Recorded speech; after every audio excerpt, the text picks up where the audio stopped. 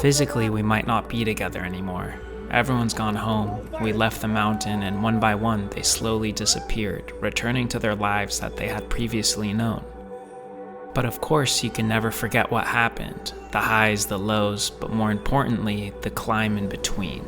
All of us, a bunch of vloggers, got invited to travel together on a unique type of adventure and potentially win a nice reward.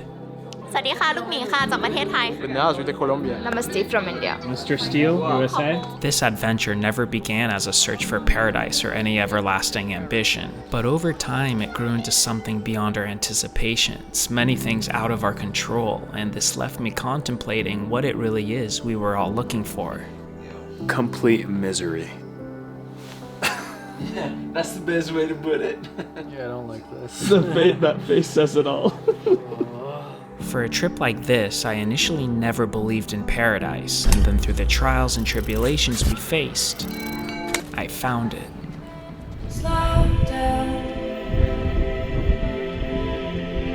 But once it was lost, I realized it's not some place you can look for, because it's not where you go, it's how you feel for a moment in your life when you're part of something. And if you find that moment, it lasts forever. Transcendental memories.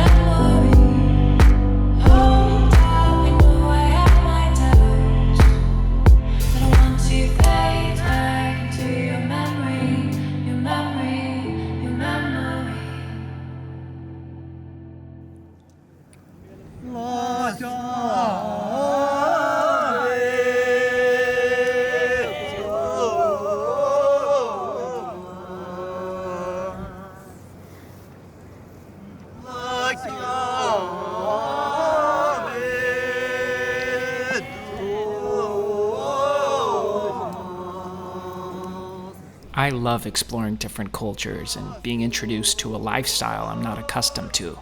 I always appreciate the beauty of one's ethnicity, the way they dress, sing, play instruments, and even dance in their own unique way.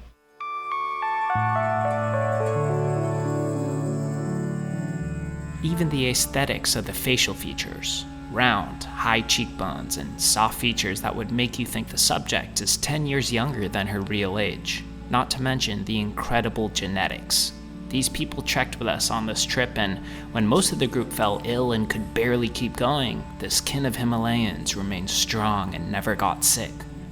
They can eat a bunch, remain skinny, and still look good even after all the stress. And the dogs here are something else, always sleeping.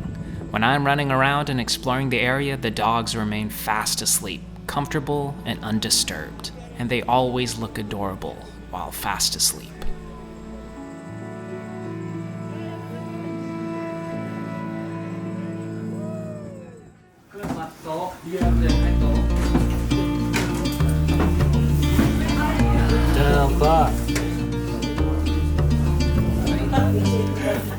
One of the best times of day when you finally get to sit down and enjoy a warm meal.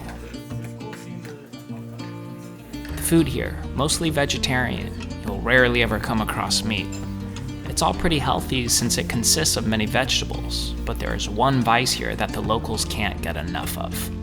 This is the best drink I've ever had. Sweet yak milk. That's good, thank you very much. Save some for everyone else.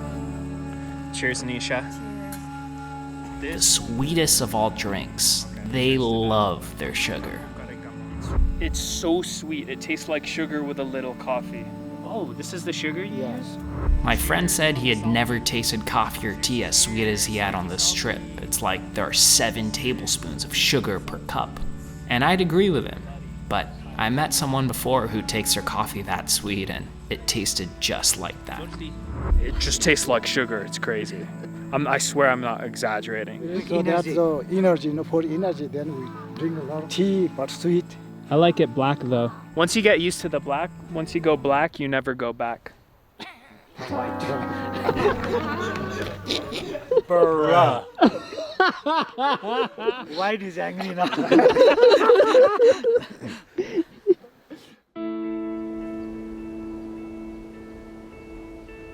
Hiking, striving towards a goal, and spending most days working gets tiring, but it makes these small moments of downtime that much more enjoyable.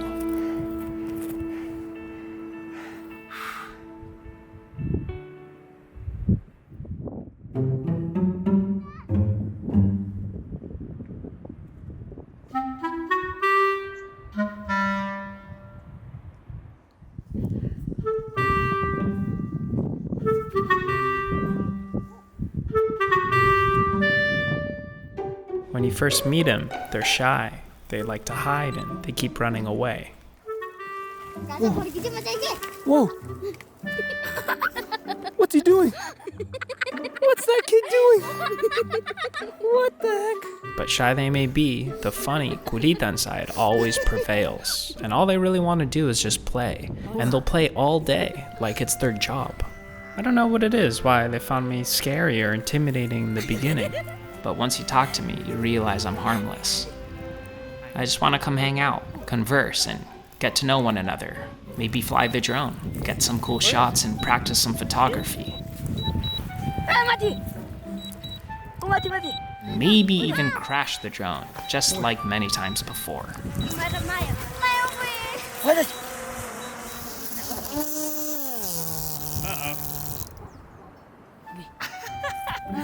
But at least it's my drone that I'm crashing, and because of that, it's funny. It's not broken.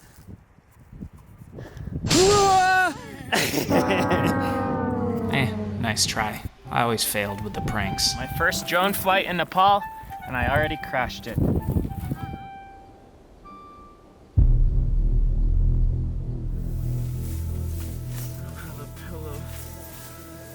Oh man, there is no negotiating with the Himalayas when it comes to the temperatures at night.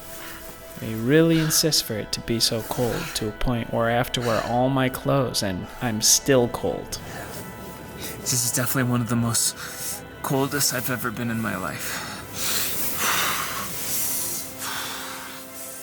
Please don't stay cold. Hopefully you can warm up in the days ahead. In this condition, I do anything to see the sun. This is just my toes.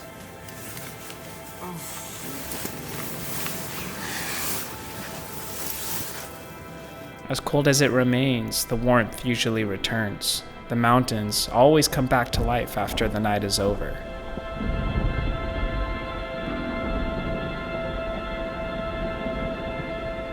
It's still frigid, but the small rays of light slowly seep in through the mountain passageways.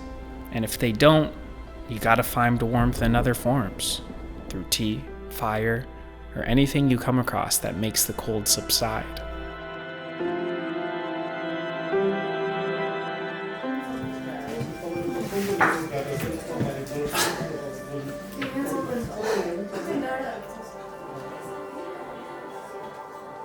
As this journey comes down to its last days, I'm already getting nostalgic.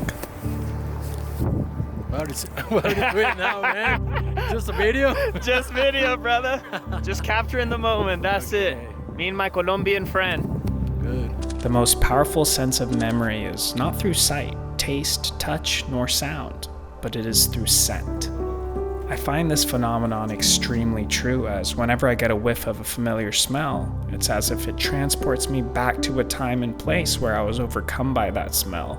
And that smell here over the Himalayas is quite distinct and always very pleasant. I can smell this special mix of incense wherever I am. Even when I'm away from it, there are still traces of it that seem to linger wherever I go. And And whenever I get that first inhale, it's like all the memories come back.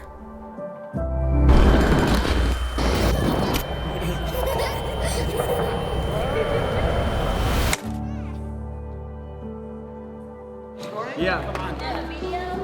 1, 2, 3. The climb. Always easy in the beginning. Exciting, fun, full of love, and nothing else matters. Any future problems that may lie ahead might as well be invisible at this point. It's only until after some time when the difficulties start to present themselves, and this usually happens once you're already high up. Challenges you didn't anticipate, a lifestyle foreign to what you're used to.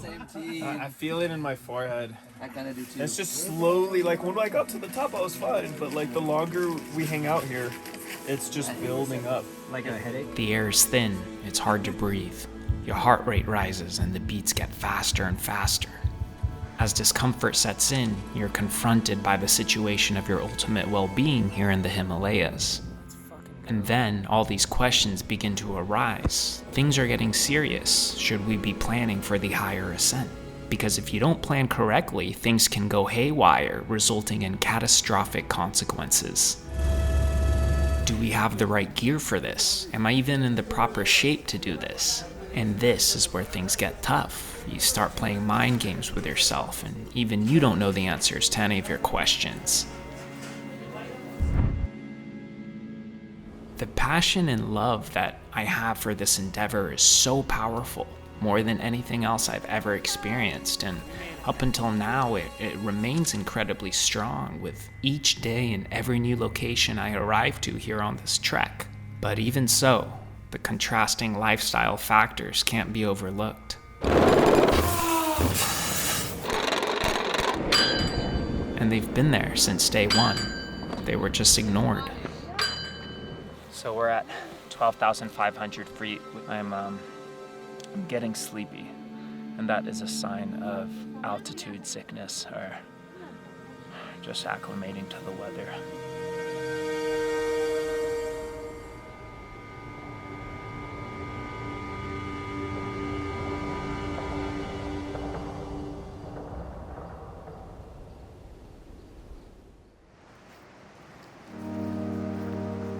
You know, everyone can say what they want about all that's transpired. They can criticize my actions, efforts, lifestyle leading up to this, and who I am as an overall individual if they want to take it that far. They can even make up outlandish stories and bring in other people into this adventure that had nothing to do with it. All just for their own silly entertainment. Ultimately, it's all irrelevant to me because I know myself, and I don't need any form of exterior validation, especially those from strangers. The important thing is, I believe deep in my heart that I gave it my all down towards the end. And even the Himalayas, up until the end, provided our last days together with as much sun as possible.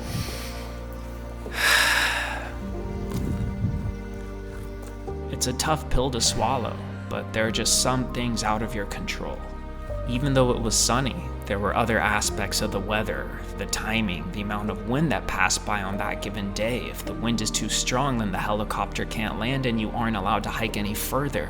There were a lot of differences going into this. The likelihood of making it to the end were slim, and the odds were always stacked against us, having that final photo finish at the summit.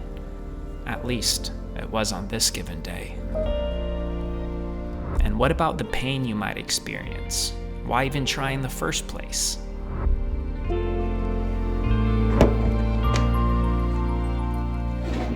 Swas, how do you prepare yourself mentally for the pain, the extreme amount of pain you're about to go through? I won't think about the pain, but I'm very much excited for this experience and this kind of stuff that I have never done. So you just don't think about the pain? I'm super excited for the experience that I get. Going into something like this, I'd conclude that you shouldn't anticipate the pain. Even if you don't end up reaching the destination, it's better to have walked the journey and lived it rather than never experiencing it at all.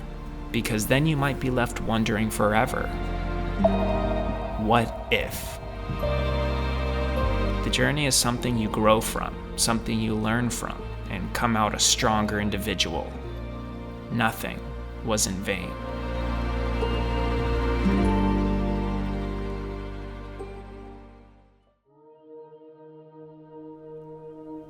Although it comes with moments of anguish, I could confidently say that this was the most beautiful trip of my life. I came into this with an open heart and the drive to succeed. I just didn't really understand what the journey entailed when I signed up, and I guess you can say I wasn't fully prepared. I fell in love with everything about the Everest experience from the very beginning, and although I may not have made it to the end, maybe I'll try again in the future with a different approach, in a different time, following a period of personal growth. For now, it just wasn't meant to be, and it's time to let the wounds heal. And the easiest way to do that is privately, without consistently being bombarded with unsolicited advice. But damn, Sagarmatha, you are the most beautiful mountain in the world, and it's hard to imagine coming across anything like you ever again. You really are something special, and up until now, the fire's still burning. Even if there may no longer be a purpose for that burning fire, it still burns nonetheless.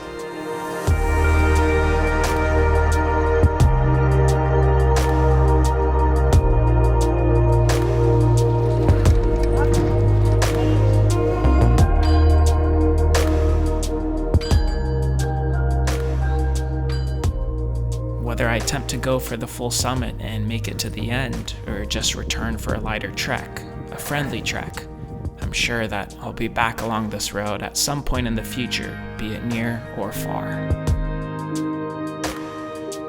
No matter what, I'll always hold on to these memories, and they'll be cherished until the very end.